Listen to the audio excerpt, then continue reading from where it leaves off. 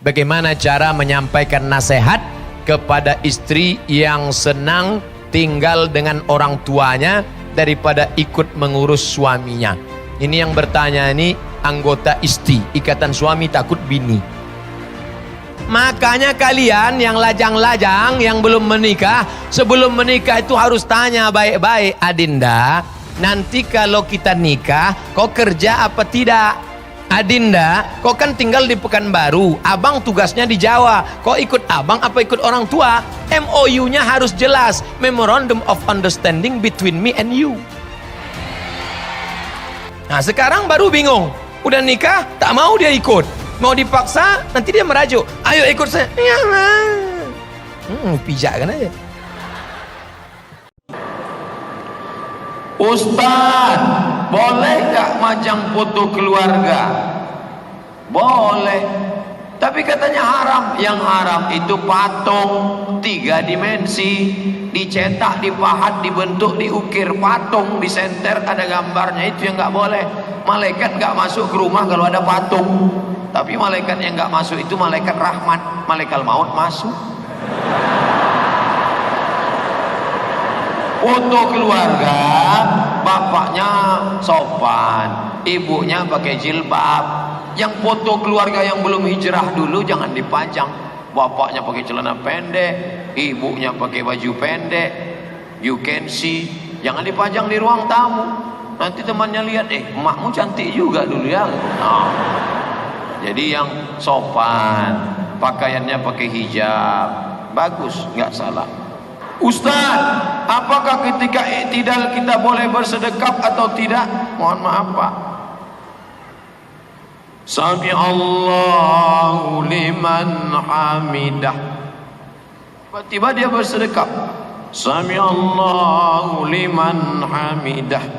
Boleh enggak bersedekap? Boleh. Dalilnya mana? Dalilnya umum. Nabi setiap tegak bersedekap. Allahu Akbar. Allahu Akbar. Ketika bangun dari ruku itu Sami Allahu liman hamidah, itu tegak apa tidak tegak? Tegak. Maka dalam hadis dikatakan Nabi setiap tegak bersedekap. Itulah dalil yang dipakai oleh mereka yang setiap tegak bersedekap. Asal tegak bersedekap. Tapi dalam solat, di luar solat enggak. Ada juga yang di luar solat pun bersedekap. Bersedekap. Jadi enggak usah dipermasalahkan antara bersedekap dengan enggak bersedekap. Jangan nanti pas sholat melihat kawan, Sami Allahu liman hamidah, sedekap. Enggak usah bermasalah. Mau sedekap sah, mau sedekap. Yang kita permasalahkan sekarang bukan sedekap, sedekah. Karena banyak orang tak bersedekah. Ustadz, gimana caranya biar sholat kita khusyuk? 5 langkah. Yang pertama, ketika berwudu khusyuk, ambil air masuk ke mulut, keluar dosa lidah. Ambil air siram muka, keluar dosa biji mata. Ambil air siram tangan, keluar dosa dari jari-jari tangan. Ambil air sapu kepala sampai lubang telinga, keluar dosa-dosa dari isi kepala kotor, pikiran kotor. Ambil air siram kaki, keluar dosa dari celah-celah jari kaki. Maka waktu wudhu khusyuk. Makanya sambil wudhu nggak boleh ngomong. Ini wudhu sambil ngomong, HP tetap. Iya kan kemarin udah tuh ya. Iya sebentar ya. Iya. Boleh. HP mati. Habis itu berdoa. Asyhadu an la syarika la asyhadu anna Muhammadar Rasulullah. Allahumma ij'alni minat tawwabin waj'alni minal mutatahhirin waj'alni min ibadikas sholihin. Dari tempat wudhu ke tempat salat 2. Enggak boleh tasbih. Kertak. Enggak boleh tasbih, enggak boleh. Yang boleh tasbih. Subhanallah, subhanallah, subhanallah, subhanallah, subhanallah, subhanallah. Bro, gimana nanti habis sholat kita makan ya? Subhanallah, subhanallah, subhanallah, subhanallah. Gimana kita makan sholat? Subhanallah, subhanallah, subhanallah. Aku yang bayar, oke.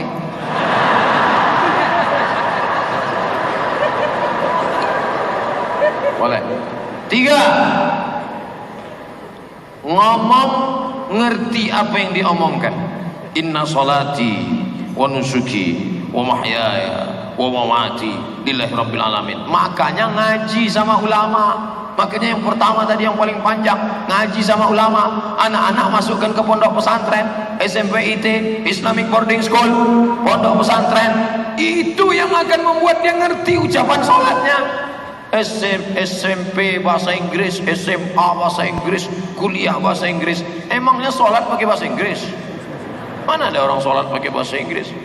Inna sholati, my praying, wa mahyaya, my life, wa mamati, my die, lillahi ta'ala, for you, oh my God. Mana ada? Bahasa Inggris mantap, silakan bahasa Inggris, tapi bahasa Arab. Buka kursus bahasa Arab, panggil habaib-habaib dari Hadramaut Taman, Tarim, dari Daril Mustafa, dari Al-Azhar Mesir. Banyak ustadz kita buat kursus supaya ngerti apa isi salat. Inna salati wa nusuki wa mahyaya wa mamati lillahi rabbil alamin. 3. Connect antara mulut dengan hati. Nabi kalau salat mulutnya bergerak. Ya khabar, ya, apakah kalau Nabi itu sholat mulutnya bergerak atau enggak? Kata Khabab, Nabi kalau sholat mulutnya bergerak. Dari mana kamu tahu? Bittirabi lihyati. Saya tahu Nabi mulutnya bergerak karena saya lihat jenggotnya bergerak. Jadi sholat, ada orang yang sholat mulutnya diam aja.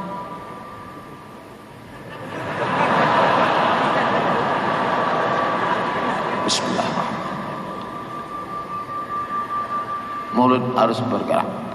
Connect apa yang kau ucapkan, itu yang connect di hatimu, itu yang kau pikirkan. Bismillahirrahmanirrahim. Qul huwallahu ahad, Allahus samad. Seperti bawa motor, sholat itu seperti bawa motor, agak-agak naik ke trotoar, turun lagi, agak-agak jauh naik lagi, agak-agak mau nabrak listrik. Begitu dia, harus bukan hilang kesadaran. Yang kelima, doa.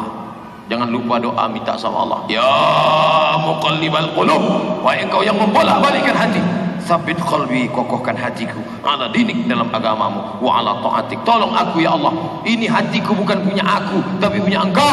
Bimbing aku dalam khusyuk kepadamu ya Allah. Mudah-mudahan Allah memberikan khusyuk pada kita. Bagaimana kalau kepala keluarga tidak berani jadi imam di rumah karena bacaan kurang baik? Saya nasihatkan sama ibu-ibu, ibu jangan terlalu menuntut bapak terlalu banyak, nanti dia lari. Kalau bapak membangunkan ibu nanti malam ngajak tahajud, dia ambil air dibangunkannya ibu, bangun. Itu kalau nikahnya udah 20 tahun. Tapi kalau yang baru-baru honeymoon bulan madu, wake up my darling, wake up my honey. Lalu dia pimpin sholat, usolli sunnatat tahajud rak'ataini imaman lillahi ta'ala. Allahu akbar. Diam aja, sabar. Berarti dia baru latihan imam sholat zuhur. Sholat zuhur kan gak bunyi. Dia di kantor diam-diam, dia sedang latihan. Jangan rese. Masa imam gak bunyi? Jangan. Bersyukur ya Allah, aku bersyukur sudah kau kirimkan seorang imam. Sementara tetanggaku di sebelah suaminya pulang dalam keadaan sakau. Aku bersyukur kau kirim seorang imam ya Allah. Masalah dia bunyi enggak masalah ya Allah. Nanti lama-lama bunyi juga ini.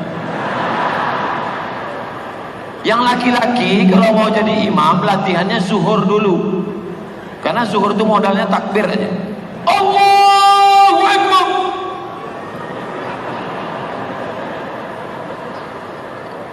Bacaannya terserah, buat tegak lama-lama, tegak lama. Kalau ditanya, bro, ente tadi bacaannya apa? Kulhu.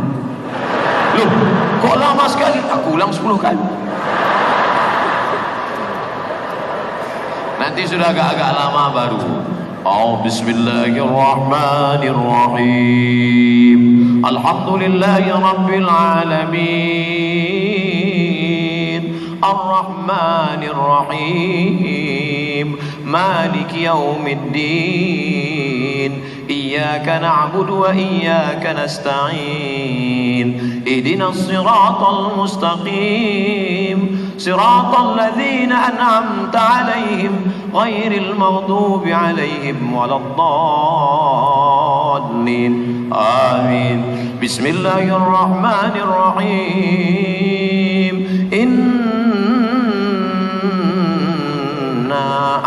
A'tainakal kautsar.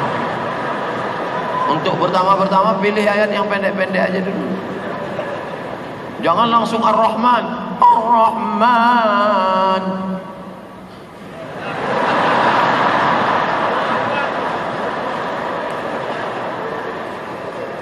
Ustaz, bagaimana taubat yang benar? Hehehe.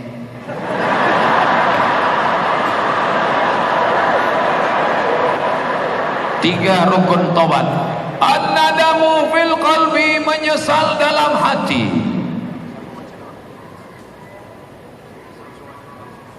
Menyesal dalam hati. Yang kedua, al-iqraru bil lisan, dinyatakan dengan lidah. Wal itmar, tekad tidak akan kembali. Caranya mandi taubat. Mandi taubat gimana? Basah semuanya. Basah semua. Pakai shower apa pakai bak terserah. Pakai sampo apa terserah. Basah semua. Habis itu solat taubat. Usolli sunnat taubat raka'ataini lillahi ta'ala. Allahu akbar. Iftitah Fatihah ayat. Ayatnya terserah apa aja. Kulhu Pak Ustaz? Boleh. Yang rakaat kedua kulhu lagi, kebangetan. Dah, habis salam istighfar. Mandi taubat, salat sunat taubat, istighfar. Astaghfirullah Rabbal baraya, astaghfirullah minal khataya. Astaghfirullah, aku minta ampun kepadamu ya Allah. Rabbal baraya, Rabb Tuhan semesta alam. Astaghfirullah, aku minta ampun kepada Engkau ya Allah. Minal khataya, dari silap dan salahku, ampunkan aku ya Allah. Hamba Allah yang penasaran,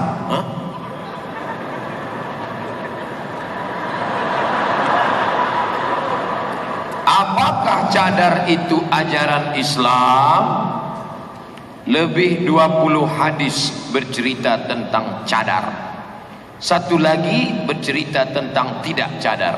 Ulama yang meyakini cadar wajib diantaranya Syekh Tuikri, Syekh Abdul Aziz bin Baz, Syekh Ibnu Utsaimin. Mereka ulama Saudi Arabia sebagian mengatakan cadar wajib. Sedangkan ulama Mesir, Syekh Muhammad Al-Ghazali, Syekh Yusuf Al-Qardawi mengatakan cadar tidak wajib, hanya dianjurkan. Maka kalau ada anak-anak gadisku yang bercadar, bagus. Dengan bercadar kalian sudah menjaga mata dosen kalian. Karena kalau tidak, dosen itu nulis pun sampai ke bawah. Jadi adik-adik mahasiswi sekalian, ya. Pak miring Pak. Oh ya. Loh, Ustaz kok tahu? Saya kan dosen. Maka dengan kalian menjaga. Adapun orang yang ngejek-ngejek, kenapa ketika ada perempuan celana pendek kau enggak ngejek? Kenapa ketika ada perempuan celana sempit kau enggak ngejek? Kenapa ketika ada perempuan celana jin kau enggak ngejek? Tapi ketika ada orang pakai cadar kau ejek. Hai ninja, hai zombie. Berarti otakmu sudah disusupi setan. Yang marah setan. Jadi Ustadz menganjurkan cadar. Saya tidak ikut yang wajib, tapi bagi yang bercadar bagus. Yang enggak bercadar enggak apa-apa. Tapi bagi yang mewajibkan cadar, dia katakan cadar wajib. Yang enggak bercadar haram. Saya tidak. Assalamualaikum Ustaz. Waalaikumsalam. Apakah jika seorang ibu menzolimi anak sendiri berdosa? Karena yang dia amat benci karena hidupnya susah, sementara anaknya hidupnya berkecukupan, disanjung dan disayang. Oh, ini ibu tidak adil. Fattaqullah, takutlah kamu kepada Allah. Wa'dilu baina auladikum, bersikap adillah kamu di antara anak-anak kamu. Bahkan kalau anakmu itu autis, anakmu itu perlu perhatian khusus, anakmu yang sekolah di SLB, itu adalah kehendak Allah. Ketika janin berumur 40 hari dalam bentuk air, 40 hari dalam bentuk darah, 40 hari dalam bentuk daging, datang malaikat meniupkan roh. Engkau tidak pernah minta dia jadi anakmu, dia pun tidak pernah minta engkau jadi ibunya. Itu Allah yang memilihkan. Kau yang membenci anakmu, kau yang tak adil pada anakmu karena dia cacat, karena dia miskin, maka engkau sudah menolak takdir Allah Subhanahu wa taala. Rusak akidah. Apakah seorang anak yang benci oleh ibunya, yang tetap menjaga hati ibunya, masih mendapatkan ridha? Ini bukan anak durhaka, tapi ibu durhaka. Si anak tetap mendapat ridha. Ridha Allah fi ridhal walidain. Ridha Allah terletak pada ridha orang tua. Orang tua yang bagaimana? Orang tua yang takut kepada Allah Subhanahu wa taala. Adapun orang tua seperti istrinya Lut, seperti istrinya Nuh, perempuan durhaka, maka tak ada surga di tapak kakinya. Maka hai anakku yang kau berbakti, jangan sampai kau takut. Jangan sampai kau takut, karena ibu seperti itu tidak akan memberikan mudarat apa-apa kepadamu. Ustaz, saya punya teman rajin ibadah, wajib maupun sunnah, tapi kalau bicara kata-katanya sering menyakiti hati. Tiang patah bisa disambung, kaca retak bisa direkat, hati yang sakit kemana obat akan dicari. Oleh sebab itu kau jaga hati. Itu pesan A.A. Gim. Jagalah hati, jangan kau sakiti. Jagalah hati, lentera hidup ini. Kau sentuh tepat di hatinya, dia akan jadi milikmu untuk selamanya. Oleh sebab itu jangan kata-kata kasar. Ada orang yang mati hari kiamat, sholatnya banyak, puasanya banyak, zakatnya banyak, hajinya banyak, bininya banyak, tapi nanti di akhirat ternyata apa yang terjadi? Amalnya habis gara-gara apa? Dia lebih mengerikan daripada peluru dalam game online. La tubtilu sadaqatikum bil manni wal adha. Jangan kau batalkan perbuatan baikmu dengan kata-kata yang kasar, menyinggung perasaan orang. Apakah Bapak Ibu ada menyinggung perasaan, tersinggung gara-gara cakap saya? Ada Pak Ustaz. Ustaz ngomongnya kasar. Maafkan saya. Please forgive me. Apa hukum bersalaman antara guru dengan siswa yang tidak mahram? Saya guru. Saya ini guru. Masih ngajar. Punya murid. Kalau mahasiswi saya dulu waktu baru pulang dari kuliah masih ganteng-gantengnya waktu itu. Sekarang masih juga. Cuman dulu lebih ganteng. Waktu pas saya ngajar, datanglah mahasiswi, Ustaz, saya gini, Ustaz, mau dipegang takut berdosa, mau tak dipegang jarang-jarang dapat. A. Siapa yang melarang?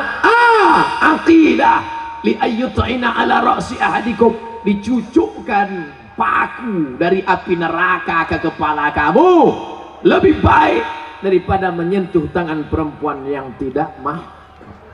Dia kan udah macam murid saya, dia kan udah macam kakak saya, dia kan udah macam adik saya. Berawal dari macam, berakhir dengan macam-macam. Ingat, kejahatan terjadi bukan hanya karena ada niat dari pelakunya, tapi juga karena ada kesempatan. Waspadalah. Ustaz, bagaimana menurut Ustaz tentang jamaah tabligh? Abdul Somad menceramahi orang yang baik-baik, betul? Orang yang udah berjilbab, yang orang sudah suka pengajian, orang yang sudah ke masjid. Ini yang diceramahi Abdul Somad. Tapi ada preman tengik pemain biliar, ada preman yang di terminal, ada orang yang belum pernah ke masjid, ada orang yang belum pernah mendengar tabligh akbar. Siapa yang menceramahi mereka? Jamaah tabligh yang datang ke pintu. Assalamualaikum Pak, Assalamualaikum Pak. Apa? Buka. Ayo ke masjid Pak. Jangan ajak ke masjid. Besok datang lagi, Bapak, ayo ke masjid Pak. Jangan ajak aku lagi. Jangan. Diselamatkannya besok terbangun, kau yang menyelamatkan dia. Akhirnya tobat bapak ini. Gara-gara siapa? Gara-gara jamaah jamaah tabligh tak pernah diundang, jamaah tabligh tak pernah dikasih honor, jamaah tabligh tak pernah difasilitasi, jamaah tabligh tak pernah disuruh ceramah, pergi ke hutan, pergi 30 hari, pergi 4 bulan, pergi kemana? Lillahi ta'ala. Jamaah tabligh itu sesat Pak Ustaz. Kenapa sesat? Karena pakai sorban. Nabi Muhammad pakai sorban. Jamaah tabligh itu sesat Pak Ustaz. Kenapa sesat? Karena berjenggot. Nabi Muhammad pakai jenggot. Jadi kalau ada orang ngejek sorban dan jenggot, berarti mengejek Nabi Muhammad sallallahu alaihi wasallam. Ustaz Somad kenapa tak bersorban? Kepanasan. Kenapa tak pakai jenggot? Belum tumbuh. Yang berjenggot jangan mengejek yang tak berjenggot. Yang tak berjenggot jangan ngejek yang berjenggot. Aku nengok kau berjenggot ini macam kambing. Oh, aku kambing ya. Kau tak berjenggot anjing. Akhirnya bertinju antara anjing sama kambing. Yang ketawa siapa? Monyet. Kita jaga persatuan ini semua. Yang sudah berjenggot, panjangkan jenggot. Yang belum berjenggot, ambil kemiri, gosok-gosok. Apakah pacaran dilarang dalam Islam? Tak boleh pacaran. Laki-laki durian, perempuan timun. Timun yang ranum, yang mengkal, yang cantik dekat dengan durian. Yang rugi siapa? Timun. Kalian timun-timun kalau dekat sama durian, paling tidak sobek sikit. Timun tuh diam aja deh. Durian tuh diam aja. Ada timun yang tak sobek. Apa? Timun plastik. Oleh sebab itu maka jaga kehormatan kalian anak-anakku. Bohong semua itu pacaran. Jalan sana jalan sini. Adinda hati-hati ya, awas jatuh ya. Begitu dah nikah, mana mata kau tuh? Ada pacaran itu bohong. Yang rugi kalian pacaran-pacaran, bonceng sana bonceng sini, bonceng sana bonceng sini, masuk angin. Oh, yang hamil 9 bulan laki-laki apa perempuan? Perempuan. Yang melahirkan meregang nyawa laki-laki apa perempuan? Perempuan. Yang laki-laki ditinggalkan kawin dia sama orang lain. Jangan mau. Bohong, gombal. Jangan percaya sama laki-laki. Ustaz kok tahu? Saya kan laki-laki. Tapi tidak semua laki-laki macam ini. Apa hukum seorang PNS menyuap kepada instansi tertentu untuk mendapatkan PNS-nya? Gajinya haram, tunjangannya haram, SPPD-nya haram, uang gaji 13-nya haram. Jadi yang halal apa Pak Ustaz? Tak ada, semuanya haram. Dari ujung rambut sampai ujung kaki haram, haram, haram, haram. Ustaz ngomong gitu kan karena Ustaz nggak PNS. Saya PNS. Saya PNS. Karena PNS itulah saya tak kampanye. Kalau udah lama saya kampanye.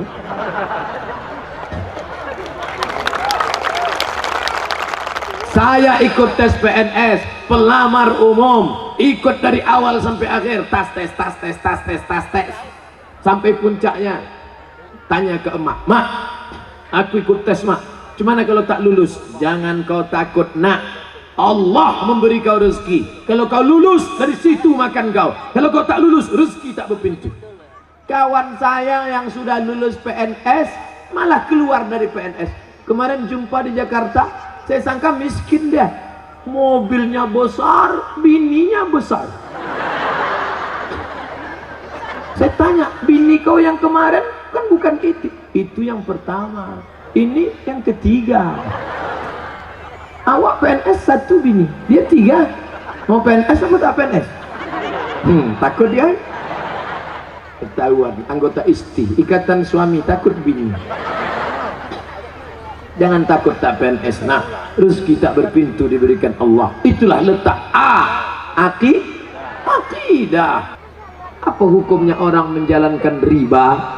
Dengan hasil riba dia bersedekah kepada janda miskin dan anak yatim. Berikut ini santunan kepada janda-janda.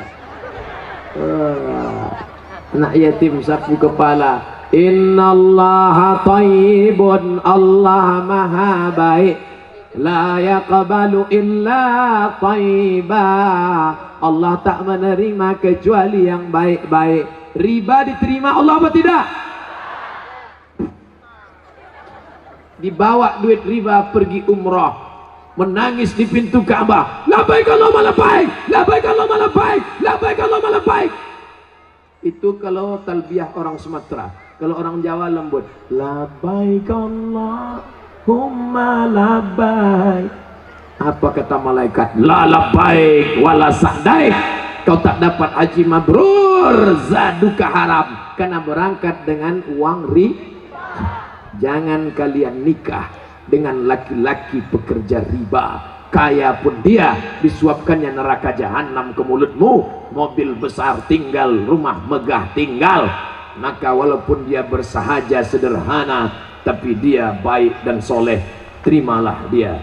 Kupinang anak engkau Pak. Dengan apa? Segenggam cinta dan harapan. Makanlah cinta itu. Apa yang dimaksud dengan Islam Nusantara? Islam yang ada di Nusantara. Ada beda dengan yang ada di Makkah? Sama. Rukun imannya syahadat, sholat, zakat, puasa, haji. Begitu kata ketua Nahdlatul Ulama dulu, Kiai Haji Hashim Muzadi, dan Imam Masjid Istiqlal namanya Profesor Dr. Ali Mustafa Yaakob. Itu yang saya pegang.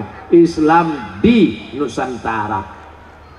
Orang Melayu ya bisa jadi ulama di Makkah, bisa jadi imam di Masjidil Arab. Orang dari Nusantara. Siapa namanya? Syekh Ahmad Khatib Al-Minkabawi. Al-Minkabawi dari mana nih? Bukit Tinggi, Minangkabau, orang awak mana? Bisa. Oleh sebab itu maka Islam di Nusantara tak ada beda dengan yang ada di Makkah, di Madinah, di Mesir, di Kairo. Apakah sah wudhu kami jika ambil wudhu menambah membasuh pundak belakang leher sebelum membasuh kaki? Ibu saya melakukan itu. Dibasuhnya leher sampai ke pundak. Hadisnya apa? Fa'atilu. Kalau kalian berwudhu, nanti wudhunya itu sebagai cahaya hari kiamat. Wajah bercahaya, tangan bercahaya, kepala bercahaya, telinga bercahaya, kaki bercahaya. Bagaimana Nabi Muhammad mau membedakan? Ini umat Adam, ini umat Nuh, ini umat Musa, ini umat Isa. Bagaimana Nabi Muhammad membedakan ini umat Musa dengan umat Muhammad? Dari wudhu yang bercahaya. Maka rajin-rajin wudhu. Tapi kalau mau kentut, kentut aja. Jangan ditahan sampai biru muka. Ghairil maghdubi alaihim waladdallin. Jangan ditahan, lepaskan aja. Mumpung kentut belum bayar. Kentut, apa pula kentut? Wudhu adalah cahaya. Kata Nabi, maka perpanjanglah cahaya itu.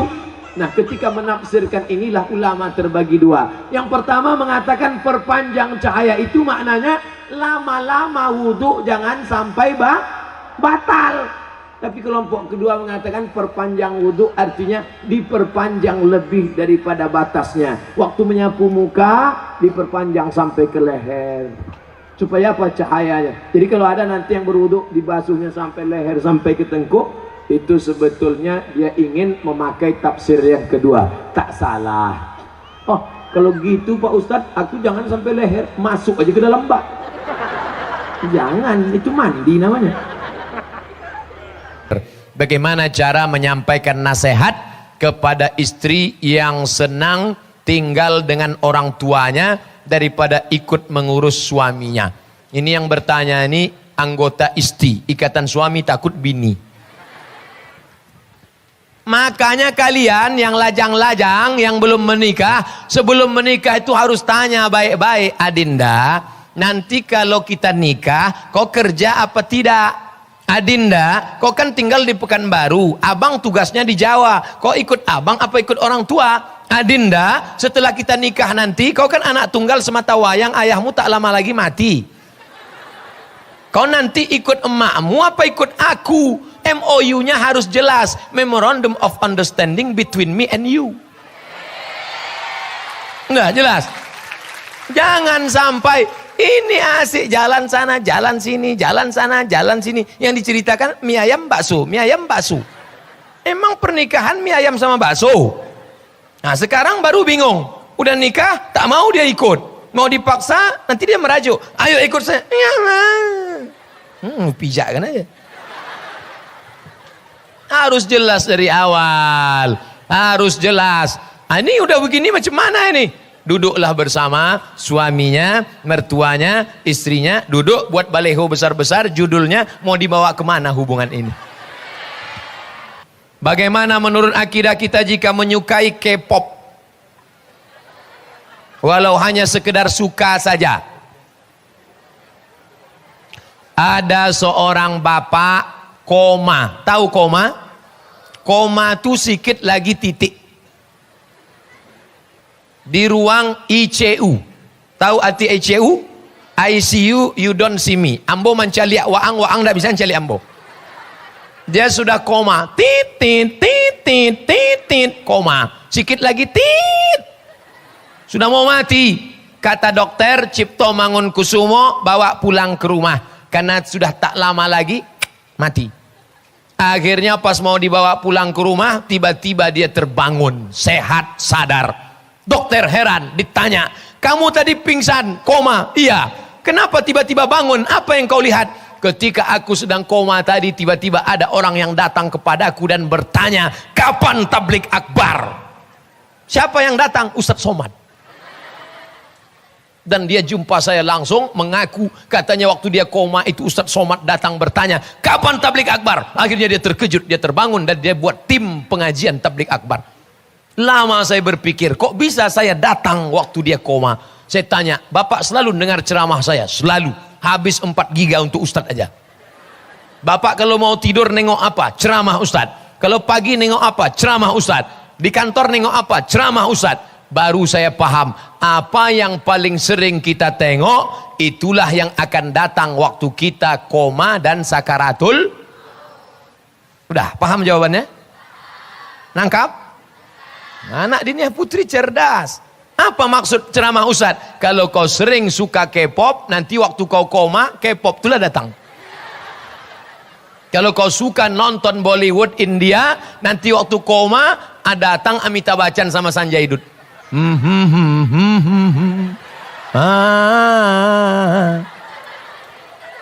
Bolehkah kita memposting foto kita di sosmed? Boleh, dengan syarat dan ketentuan berlaku. Pertama, pakaiannya tertutup aurat, wajah dan tapak tangan tutup. Kedua, jangan sendirian, nanti foto kalian diedit beramai-ramai, ramai-ramai, rame-rame. Posenya jangan pose yang memancing. Dulu banyak tren pose,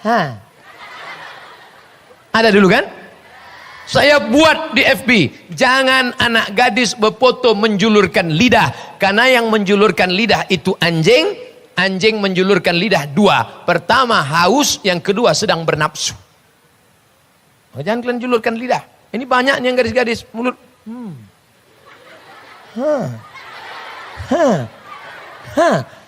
Saya tanya, kau tahu arti ini apa? Peace Pak, damai. Ini bukan peace, jadikan aku yang kedua. Dan ulang lagi. Kalian kalau berfoto, Allahu Akbar. Jangan sendiri, ramai-ramai. Nanti foto ramai-ramai ini ya, ramai. Tunjukkan, begini anak Dinia Putri pengajian. Di mana-mana orang pengajian baru 30 menit. Di Dinia Putri lebih sudah 1 jam 10 menit. Tetap matanya segar. Allahu Akbar. Apa azab bagi transgender Pak Ustadz? LGBT haram. Katanya ada LGBT yang halal. Ada. Laki gemuk, bini tipis. Nah, tebak, ketawa ibu membayangkan laki gemuk, bini tipis. Nah, la'anallahul mutashabbihin minar rijal bin nisa. Allah melaknat laki-laki yang menyerupai perempuan. Kalau nampak kalian laki-laki yang menyerupai perempuan, saya minta kepada Pak Kapolda supaya dibuatkan program namanya program Be a Man. Bencong-bencong itu ditangkap, latihan tentara, latihan baris berbaris, latih dia karate. Hai, hai. Supaya transgender ini selamat anak-anak kita. Zaman Nabi kalau ada orang homo, ada orang lesbi, maka ditangkap, diasingkan karena dia bisa menular. Makanya tak boleh laki-laki pakai sutra, Kenapa tak boleh pakai sutra? Karena kalau pakai sutra memicu pertumbuhan hormon feminin. Perempuan yang pakai sutra bagus, makin lembut. Laki-laki dulu waktu sebelum pakai sutra manggil sini. Setelah pakai sutra, oleh sebab itu hati-hati, jaga-jaga. Anak-anak jangan dikasih main boneka, nanti dia jadi bencong. Bagaimana keadaan kita jika sudah di akhir zaman? Di akhir zaman banyak fitnah-fitnah. Pakaiannya ustadz isinya setan. Jangan-jangan ustadz ini. Na'udzubillah. Bagaimana cara kita mempersenjatai diri? Malam Jumat baca surat Al-Kahfi. Dihafal 10 ayat pertama. Dan sebelum salam baca doa. Allahumma inni a'udzubika min adzabi jahannam. Wa min adzabil qabri. Wa min fitnatil mahya wal mamat. Wa min syarri fitnatil masihid Dajjal. Anak Dinia Putri sudah tahu itu. Kenapa Dajjal itu keluar di akhir zaman? Karena di akhir zaman lah banyak macam-macam fitnah. Kenapa disebut dia Al-Masih Dajjal? Bentuknya macam Al-Masih, rambutnya macam Al-Masih, badannya macam Al-Masih, tapi isinya Dajjal, jahat, buruk kata dia baik, baik kata dia buruk. Orang yang bisa selamat dari itu semua orang-orang yang istiqomah. Mudah-mudahan anak-anakku termasuk yang istiqomah insyaallah. Bagaimana asal usul Ya'jud dan Ma'jud? Bagaimana cara kita selamat dari Dajjal? Selamat dari Dajjal banyak-banyak solat sunat, banyak-banyak baca surat Al-Kahfi malam Jumat, menghafal 10 ayat pertama, hafal 1 surat mantap. Sebelum salam membaca doa 5 dari jauhkan dari Dajjal. Apa asal usul Ya'jud dan Ma'jud? Ya'jud dan Ma'jud itu adalah Mongol yang berhasil menghancurkan. Mengapa mereka disebut dari balik tembok? Yang dimaksud tembok itu adalah tembok Cina. Karena mereka di balik Cina. Mereka adalah Mongol, Genghis Khan, Kubilai Khan, Hulagu Khan. Mereka yang menghancurkan Bani Abbasiyah. Mereka campakkan kitab-kitab dari perpustakaan Baghdad sampai air sungai Efrat, sungai Tigris hitam karena luntur tinta. Naik kuda orang menyeberangi sungai. Kira-kira kalau perpustakaan Suman HS dicampakkan bukunya ke sungai Siak, apakah mungkin luntur tintanya? Buku kita belum banyak. Begitulah hebatnya. Jadi mereka itu adalah berasal dari Mongol. Ustadz ngomong gini dari mana referensinya? Nama tafsirnya At-Tahrir wa Tanwir. Nama penulisnya lupa pula. Pokoknya nama tafsirnya At-Tahrir wa Tanwir. Nama penulisnya Syekh Thahir bin Ashur. Siapa namanya? Thahir bin Ashur. Apa tanda-tanda kiamat besar? Terbit matahari dari barat dan tenggelam di timur. Artinya apa? Matahari, bulan, Neptunus, Merkurius, Mars tidak mungkin bertabrakan. La syamsu yambaghi laha an tudrikal qamar walal lailu sabiqun nahar wa kullum fi falakin yasbahun. Surat apa itu? Enak ceramah Dinia Putri, connect dia langsung. Tidak mungkin matahari menabrak bulan, bulan tak mungkin menabrak matahari. Semua berjalan di garis edarnya masing-masing. Tapi nanti sampai masanya garis edar itu error. Idza sama'um fatarat, langit terbelah, lapisan ozon bocor. Idza sama'um fatarat wa idzal kawakibun tatharat, planet-planet bertabrakan. Wa idzal biharu fujirat, lautan diledakkan. Air dari sungai Siak naik ke atas, air dari samudra, dari Selat Malaka naik ke atas. Yang naik ke Aceh kemarin itu yang perempuan, tsunami. Yang laki-laki Sumanto. Nah, mohon maaf kalau kebetulan namanya sama. Adakah haram jika lelaki bergurau tanpa menyentuh kita? Laki-laki bergurau dengan engkau, tak ada dipegangnya, jauh, tapi ngomongnya porno, matanya tajam, kiki. Jangan. Kalian ini timun anakku, timun. Laki-laki itu durian. Timun diletakkan sama durian, siapa yang hancur? Tengok timunnya juga. Timun hancur, di atas sobek, di bawah bonyok, hancur. Jaga kehormatan kalian. Tertulis di botol. Apa isi tulisan botol? Do not accept if shell is broken. Jangan terima botol kalau segelnya rusak. Sedangkan botol 5.000 perak tak ada harganya kalau segelnya rusak. Apalagi kehormatan kalian. Jaga kehormatan kalian. Guru kalian menjaga. Untuk apa Ibunda Hajah Hadijah Ali mendirikan lembaga ini? Untuk menjaga kehormatan perempuan-perempuan Melayu di bumi lancang kuning. Bacakan Fatihah untuk beliau setiap selesai sholat. Hukum memajang foto di rumah. Memajang foto hukumnya boleh. Foto. Tuh, Diniyah Putri majang foto. Foto Hajah Khadijah Ali. Foto profesor. Ada pula foto saya. Memajang foto boleh. Tapi katanya ada ustadz yang mengatakan tak boleh majang foto. Foto sama dengan patung. Ulama yang berpendapat foto sama dengan patung, Syekh Abdul Aziz bin Bas, Mufti Saudi Arabia. Kata dia foto sama dengan patung. Tapi Syekh Yusuf Qardawi mengatakan tak sama. Patung itu kalau disenter ada bayang-bayangnya 3 dimensi. Dipahat, dicetak, diukir, dibentuk. Itu baru patung. Itu pun utuh. Dari rambut sampai ke kaki. Dari kepala sampai ujung kaki. Itu baru patung. Jadi ibu-ibu kalau punya patung gajah keramik dari pasar bawah, balik dari sini hancurkan. Kalau sayang, belalainya aja tinggalkan. Karena malaikat tidak masuk ke dalam rumah kalau di rumah itu ada patung. Tapi malaikat yang tak masuk itu malaikat rahmat. Malaikat maut masuk. Bagaimana memandikan jenazah yang sedang haid? 1 kali niat atau 2 kali niat? 1 niat mandi, 2 kali mandi. Yang mengatakan 2 kali niat, kata dia pertama mandi haid supaya dia suci, yang kedua mandi jenazah. Itu ijtihad, tak ada hadis Nabi. Sekali kau mandikan itu sudah selesai. Karena bagaimana dengan orang yang junub yang kita tak tahu, malam tu dia junub meninggal, tak tahu entah dia mandi atau tidak. Mana mungkin kita buat 2 niat? 1 niat pun kau mandikan, itu sudah tercover. Yang membuat 2 niat, aku niatkan dia mandi haid dengan sekalian mandi sah juga. Pokoknya itu ijtihad, bukan dari hadis Nabi Muhammad sallallahu alaihi wasallam. Apa asal usul bulan Muharram? Bulan Muharram termasuk 4 bulan yang dimuliakan.